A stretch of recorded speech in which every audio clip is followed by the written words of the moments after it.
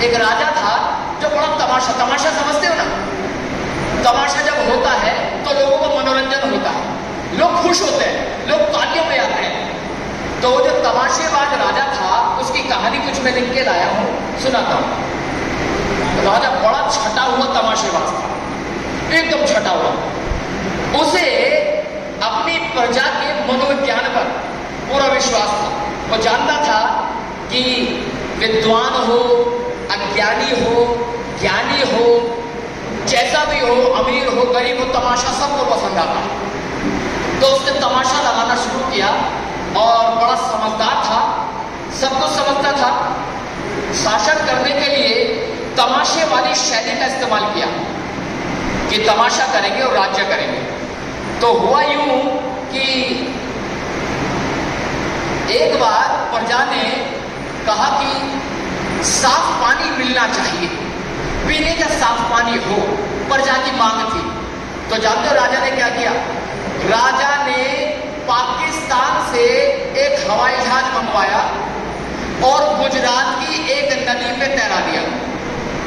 तमाशा देखना, साफ पानी मांगा तो राजा ने पाकिस्तान से हवाई जहाज मंगवाया और गुजरात की एक नदी पर पानी पर तैरवा दिया।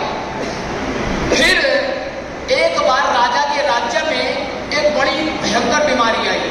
उस बीमारी का नाम था कोरोना। बड़ी भयंकर बीमारी आई। अब जब वो बीमारी चल रही थी, फैल रही थी, लोगों का इलाज नहीं हो रहा था क्योंकि लाइलाज बीमारी थी।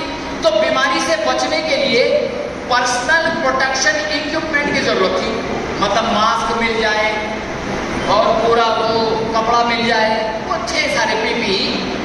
तो मांगे प्रजा ने, लेकिन राजा ने पीपीई देने के बजाय ताली बजवाई, थाली बजवाई और घंटियां बजवाई।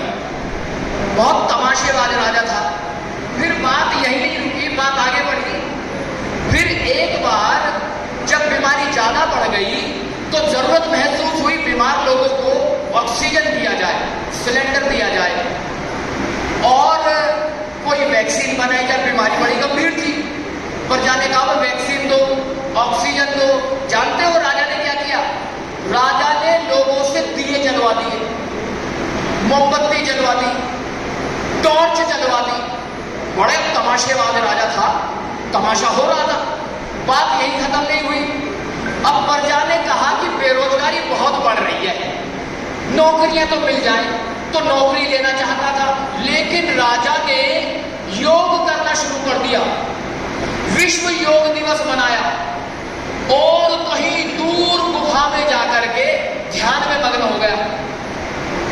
अब साहब प्रजा ने एक बार फिर से कहा कि हमें आपने कहा था 15 लाख रुपए मिलेंगे, वो दे दो।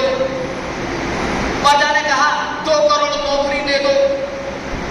लेकिन राजा ने इस बात को सुनकर के भ्रष्टाचार का हवाला दिया कि देश में भ्रष्टाचार बढ़ रहा है, चारों तरफ त्राही त्राही हो रही है, लिहाजा हमें 500 के और 1000 के नोट बंद कर देने चाहिए। जब 2 करोड़ नौकरियों की मांग हुई तो राजा ने नोट बंद कर दिए। अब प्रजा ने एक बार फिर गुहार लगाई कि महाराज समता चाहिए, मैत्री चाहिए, करुणा चाहिए। तो लेकिन राजा ने विदेशी मुल्क का हवाला देकर के, जनता ने मांगा मैत्री, करुणा, भाईचारा, लेकिन उसने विदेशी मुल्क का हवाला दिया और विदेशी मुल्क का हवाला देकर के हिंदुओं को मुसलमान से, मुसलमान को हिंदुओं से लड़वा दी और तमाशे की हद होती चली गई। अब एक दिन प्रजा ने अपने किसानों की समस्या की बात की। भाई किसान परेशान है, उनका इंसेक्टिसाइड महंगा हो गया, खरपतवार नाशक महंगा हो गया, उर्वरक डीएपी यूरिया महंगा हो गया, सिंचाई की लागत बढ़ गई। तो राजा ने किसानों को आंदोलनजीवी कहना शुरू कर दिया। जनता ने, प्रजा ने किसानों की समस्या बताई, राजा ने किसानों को आंदोलनजीवी कह दिया। प्रजा ने कहा गैस महंगी हो गई है, खाने पीने की चीजें महंगी हो गई हैं। तो राजा ने कहा राष्ट्रवाद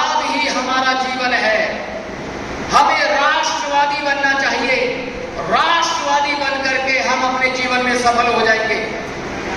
फिर जनता ने अपने काम की बात करनी चाहिए, जनता अपने काम की बात करना चाहती थी, लेकिन राजा ने मन की बात करनी शुरू कर दी। प्रजा काम की बात करना चाहती थी, राजा मन की बात करने लगा। अब इस सारे तमाशे में राजा को पता था कि यार जो तमाशा है इसकी अपनी खूबी है तो खामियां भी है। खूबी ये है कि जो प्रजा है उसको मूल मुद्दों से भटकाया जा सकता है।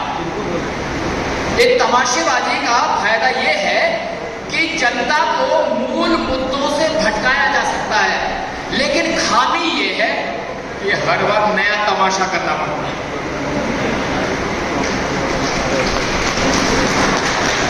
तो राजा की कहानी मैं समझ रहा हूं आपके जहन तक पहुंची होगी। ये इतिहास का बड़ा ही चमत्कारी बादशाह रहा। तो ऐसे राजा जब प्रजा को ऐसी नीतियों से चलाएंगे तो आपको जरूरत पड़ेगी हाथी की, आपको हाथी की जरूरत पड़ेगी। लेकिन अभी हाथी की स्थिति क्या है? अभी जो हमारा हाथी है वो एक दलदल में फंसा हुआ हाथी।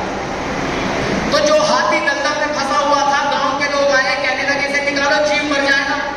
मैं गाजियाबाद से चलाया, हाथी को निकालो।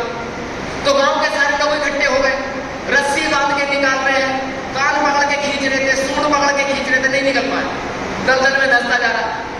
अब बराबर के गांव में बौद्ध भिक्षु आए हुए थे, तो गांव वाले वहां चले गए, कहने लगे हे महामना रास्ता बताओ, वो जीव मर जाएगा, वो डूब जाएगा, दलदल में दब जाएगा। तो भिक्षु ने पूछा कि वो हाथी है कौन? उन्होंने कहा हाथी बड़ा योद्धा है, बड़ा क्रांतिकारी हाथी है, युद्ध में सबसे आगे चलता था, अब थोड़ा बूढ़ा हो गया है, अब थोड़ा कमजोर हो गया है। अच्छा, जब पहले युद्ध होते थे ना, बड़े बड़े ढोल नगाड़े सहनाइयां बजाई जाती थी जोश के लिए। तो भिक्षु ने कहा काम करो, जो युद्ध में नपीरी बजाई जाती थी, नगाड़े बजाए जाते थे, ढोल बजाए जाते, वो फिर बजाओ जाकर। हाथी निकल के आया। अच्छा, गांव वाले आए, गांव वालों ने ढोल बजाने शुरू किए, नपीरी बजानी शुरू की, शहनाई बजानी शुरू की, नगाड़े बजाने शुरू किए। नगाड़ों की आवाज वातावरण में गूंजने लगी, ढोल की आवाज वातावरण में गूंजने लगी, शहनाइयां अपनी चरम सीमा पे पहुंच गई, नगाड़ों की आवाज हाथी के कानों में पहुंच गई, कानों से तरंगे पैदा होने लगी, तरंगे मस्तिष्क तक पहुंच गई, मस्तिष्क से हृदय तक पहुंच गई, शरीर में कंपन पैदा हो गई, हाथ पैर हिलने लगे, पूंछ हिलनी शुरू हो गई, सूंड ऊपर उठनी शुरू हो गई, हाथी दलदल से बाहर निकल आया। जानते हो हाथी कौन है? वो ये है हाथी, वो ये हाथी है। और इन बहुजन समाज के नेताओं ने माननीय एमएल तोमर जी के नेतृत्व में इस कार्यक्रम को लगा करके वही ढोल बजाने का काम किया है, नगाड़े बजाने का काम किया है, शहनाई बजाने का काम किया है। मेरा वादा है आवाज वातावरण में गूंजेगी, शहनाई फिर चरम सीमा पे उठेगी, ढोल बजने लगेंगे, नगाड़ों की आवाज हाथी के कानों में जाएगी, तरंगे पैदा होने लगेंगी, मस्तिष्क में ध्वनि बनेगी, दिल तक बात पहुंचेगी, हाथ पैर कांपने लगेंगे, शरीर में सिहरन होने लगेगी, हाथ हिलने लगेंगे, सूंड उठने लगेगी, हाथी बाहर आ जाएगा। हाथी बाहर आएगा और जरूर आएगा। इन्हीं शब्दों के साथ आखिरी बार जय भीम करके मैं विदा ले रहा हूं। दोनों हाथ ऊपर करें।